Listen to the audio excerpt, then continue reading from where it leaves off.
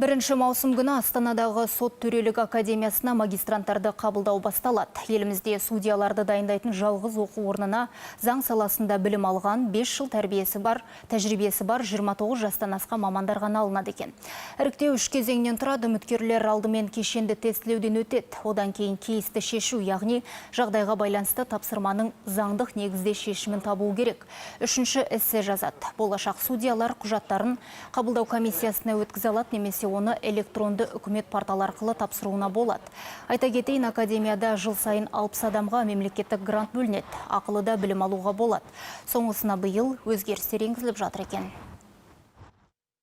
Биылғы жылдың тағы бір ерекшелігі, яғни бізде осы жылдан бастап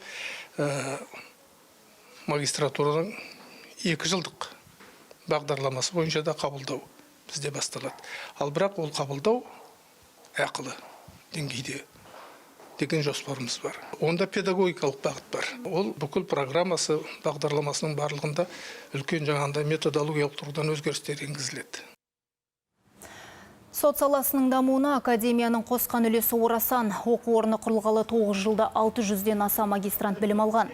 Олар біліктілігін емтиханын тапсырғаннан кейін ғана судьялық қызметке тағайындалады екен.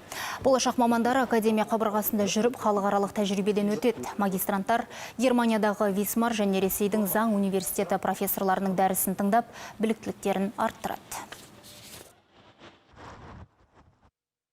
Европалық сот жүйесі қалай қызмет істейді? Россияның мысалға сот жүйесі қалай жұмыс істейді?